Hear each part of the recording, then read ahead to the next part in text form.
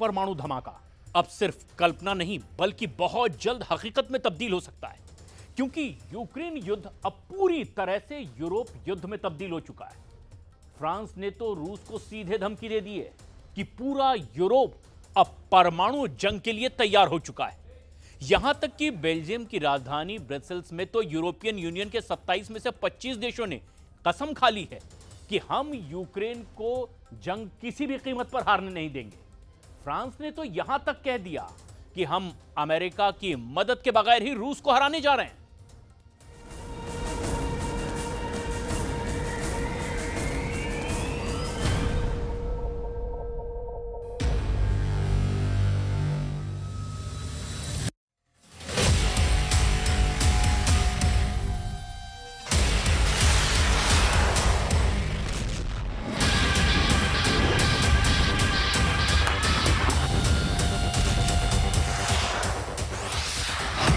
परमाणु हमले को तैयार फ्रांस, रूस के खिलाफ यूरोप युद्ध। यूक्रेन युद्ध अब पूरी तरह से यूरोप युद्ध में बदल चुका है। राष्ट्रपति ट्रंप ने यूक्रेन को जिस तरह से रूस के सामने घुटने टेकने के लिए मजबूर कर दिया है, उससे पूरे यूरोप में खलबली मची हुई है। फ्रांस के राष्ट्रपति मैक्रो ने तो साफ कह दिया है कि हमें अपने वजूद के लिए रूस से आखिरी जंग करनी होगी, वो भी बिना अमेरिकी सहायता के। हम आपको दिखाने जा रहे हैं कि कैसे यूरोपियन यूनियन के 27 देशों ने रूस से आर पार की जंग करने का इरादा कर लिया है। साथ ही हम आपको ये भी दिखाएंगे कि कैसे बिना अमेरिकी सैन्य और आर्थिक मदद के फ्रांस, जर्मनी और ब्रिटेन यूक्रेन को जंग जिताने में जुटे हैं। सबसे बड़ी और हैरानी की खबर इस बार ये है कि यूरोपीय देश फ्रांस ने खुलेआम ऐलान कर दिया है कि रूस की तरफ से खतरा यूरोप की तरफ तेजी से बढ़ रहा है। उसकी वजह से अब बड़ी परमाणु जंग हो सकती है। जरा देखिए महज 18 घंटे के अंदर ही कैसे यूक्रेन जंग यूरोप जंग में बदल रही है और यूरोप जंग कैसे परमाणु जंग की तरफ तेजी से बढ़ती जा रही है। अब कल्पना से भी परे परमाणु युद्ध होने जा रहा है। यकीन करना मुश्किल है, लेकिन करीब 13,080 परमाणु हथियारों से एक ऐसे युद्ध की तैयारी शुरू हो चुकी है जिसमें शायद ही कोई देश अब विनाश से बच पाएगा। अमेरिका ने अपने घातक हथियार यूक्रेन को देने बंद कर दिए हैं। फ्रांस, ब्रिटेन और जर्मनी की अपील को भी अमेरिका पूरी तरह से अनदेखा कर चुका है। जबकि दूसरी तरफ पुतिन के रूस ने यूक्रेन के साथ साथ यूरोप से भी सीधी जंग की जबरदस्त परमाणु तैयारियां शुरू कर दी है। रूस को अच्छी तरह से इस बात का एहसास हो चुका है कि यूरोपीय देश किसी भी कीमत पर यूक्रेन और रूस के बीच युद्ध विराम नहीं होने देंगे। राष्ट्रपति जेलेंस्की ने लंदन में जिस तरह से यूरोप के सामने हाथ फैलाए हैं, उससे साफ हो चुका है कि यूक्रेन मरते दम तक यूरोप के हथियारों से युद्ध करने को तैयार है, चाहे फिर भले ही अमेरिकी हथियार ना मिले। जबकि फ्रांस के राष्ट्रपति ने मीडिया के सामने ऐलान कर दिया कि अब एक ऐसा युद्ध होने जा रहा है जिसमें परमाणु हथियारों से ही हार जीत का फैसला होगा। जरा देखिए फ्रांस के राष्ट्रपति इमैनुअल मैक्रो ने रूस युद्ध को लेकर यूरोपीय देशों के सामने क्या ऐलान किया है। यूरोप में परमाणु आपातकाल, फ्रांस करेगा पहला परमाणु हमला। 5 मार्च 2025 को फ्रांस के राष्ट्रपति इमैनुअल मैक्रो ने पेरिस में साफ कहा कि अब रूस पूरे यूरोप के वजूद के लिए खतरा बन चुका है। मैक्रो ने यूरोपीय देशों को चेतावनी देते हुए कहा कि रूस बहुत बड़ा खतरा बन चुका है और हमें रूस से युद्ध के लिए पूरी तरह से तैयार रहना होगा। राष्ट्रपति पुतिन के नेतृत्व में रूस आज फ्रांस और यूरोप के लिए एक खतरा बन गया है। मैक्रो ने यह भी कहा कि हमारा परमाणु शस्त्रागार हमारी सुरक्षा करता है और अब इसका इस्तेमाल पूरे यूरोप के लिए किया जाएगा। मैंने हमारे परमाणु हथियारों के माध्यम से यूरोपीय महायुद्ध पर हमारे सहयोगियों की सुरक्षा पर रणनीतिक बहस शुरू करने का फैसला किया है। अगर जरूरत पड़ी तो हम अमेरिकी मदद के बिना भी रूस से मुकाबला करेंगे और यूक्रेन की आखिरी दम तक सुरक्षा करेंगे। L'avenir de l'Europe n'a pas à être tranché à Washington ou à Moscou. Et oui, la menace revient à l'Est. Et l'innocence, en quelque sorte, des 30 dernières années, depuis la chute du mur de Berlin, est désormais révolue. Qui peut donc croire, dans ce contexte, que la Russie d'aujourd'hui s'arrêtera à l'Ukraine ? La Russie est devenue, au moment où je vous parle et pour les années à venir, une menace pour la France et pour l'Europe. 27 यूरोपीय देशों से रूस की परमाणु जंग। खुफिया खबरों में दावा किया गया है कि नेटो देश पोलैंड, एस्टोनिया, लातविया और लिथुआनिया की तरफ से रूस पर हमले की तैयारी शुरू हो चुकी है। यानी अब नेटो और यूरोपीय संघ के लाखों सैनिक रूस पर हमला कर सकते हैं। कुछ दावों के मुताबिक ब्रिटेन की राजधानी लंदन में आपातकाल युद्ध को लेकर जो तैयारियां चल रही है वो सीधे सीधे तीसरे विश्व युद्ध के संकेत दे रही है।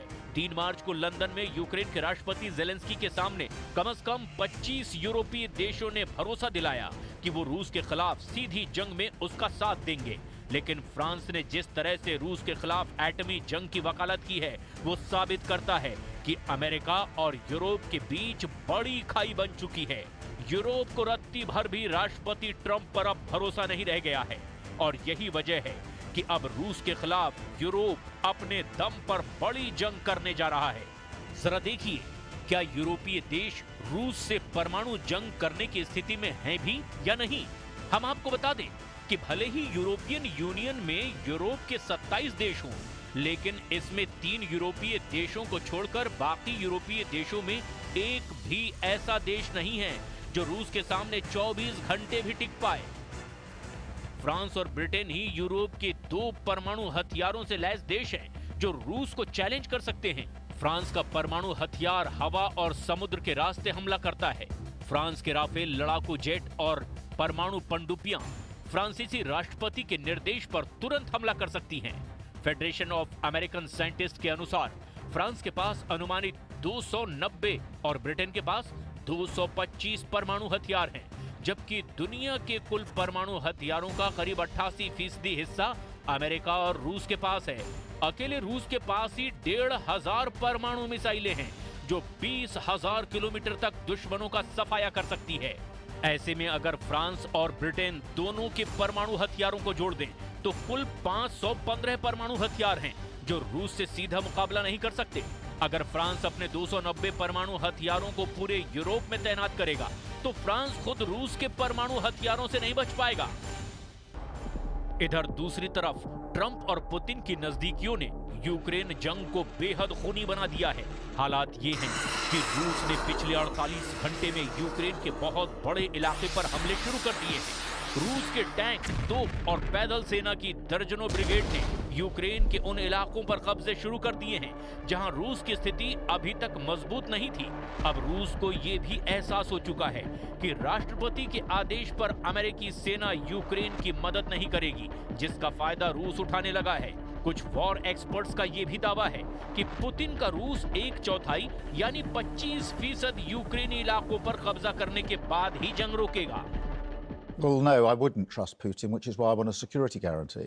I wouldn't trust him not to come again because he's proven that he will come again. He's already done it. And we know what his ambitions are. But that is precisely why we need a guarantee to the deal. There's no point in a deal that falls apart after a number of months or years. यही वजह है कि रूस के खूनी हमले और Europe पर मंडराते तीसरे विश्व युद्ध के खतरे को देखते हुए कई नेटो और यूरोपीय देशों ने चेतावनी दी है कि अगर रूस से जंग करनी है तो आखिरी युद्ध करने को तैयार हो जाओ। रूस और बेलारूस से सटे पोलैंड पर रूसी हमले का सबसे बड़ा खतरा मंडरा रहा है। पोलैंड के प्रधानमंत्री डोनाल्ड टस्क ने पूरे यूरोप से अपील की है कि रूस से डरे नहीं, वरना पुतिन यूरोप को निगल जाएंगे। नेटो और यूरोपीय देशों में शामिल पोलैंड के पीएम डोनाल्ड टस्क ने रूस से बड़े और लंबे युद्ध को देखते हुए बहुत बड़ा बयान दिया है। पोलैंड के पीएम डोनाल्ड टस्क ने साफ कहा है कि यूरोप साहस की कमी से जूझ रहा है। यूरोप में 50 करोड़ यूरोपियन हैं, तो फिर 30 करोड़ अमेरिकियों से वो मदद क्यों मांग रहे हैं? ये वाकई यूरोप के लिए शर्मनाक है। हम 50 करोड़ यूरोपियन 14 करोड़ रशियन से अपनी सुरक्षा के लिए अमेरिका का मुंह क्यों ताक रहे हैं? अगर अभी भी यूरोप ने रूस से मुकाबला करने का साहस नहीं दिखाया तो यूरोप का वजूद खतरे में पड़ जाएगा। पोलैंड के प्रधानमंत्री डोनाल्ड टस्क ने 2 टूक कहा कि पश्चिम देश पुतिन के ब्लैकमेल के आगे नहीं झुकेंगे। लेकिन इधर कुछ यूरोपियन और नेटो देशों ने यूक्रेन जंग में रूस के खिलाफ युद्ध करने का विरोध भी शुरू कर दिया है। यूक्रेन के सपोर्ट के मुद्दे पर यूरोपियन यूनियन यानी ईयू के अंदर ही दरार नजर आने लगी है।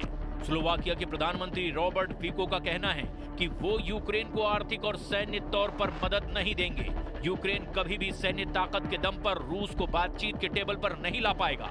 हंगरी के प्रधानमंत्री विक्टर ओरबान ने भी जेलेंस्की के खिलाफ अमेरिकी राष्ट्रपति ट्रंप का सपोर्ट किया है। व्हाइट हाउस में दोनों के बीच हुई बहस के बाद उन्होंने ट्रंप को मजबूत और जेलेंस्की को कमजोर कहा है। Europa jako całość naprawdę jest w stanie wygrać każdą konfrontację finansową, gospodarczą, militarną z Rosją. Jesteśmy po prostu silniejsi, tylko musieliśmy zacząć w to wierzyć i dzisiaj to się chyba dzieje. अभी तक की स्थिति को देखते हुए साफ कहा जा सकता है कि रूस से सीधी जंग करने से पहले ही यूरोपियन यूनियन और नेटो में भगदड़ मचनी शुरू हो चुकी है। लेकिन रूस इस मौके को अब खाली नहीं जाने देगा। ये बात तो बिल्कुल तय है। वो यूक्रेन भी जीतेगा और यूरोप को भी रौंदेगा। इस दौरान देखना ये होगा कि राष्ट्रपति ट्रंप पुतिन के जंगी एक्शन पर क्या रिएक्शन देते हैं। और अब ये भी साफ हो चुका है कि यूक्रेन और यूरोपीय देशों को अमेरिका अब इस जंग में किसी भी तरह से साथ नहीं देने वाला है और इसीलिए यूरोप अब अपने दम पर ही रूस से मुकाबले की तैयारी कर रहा है।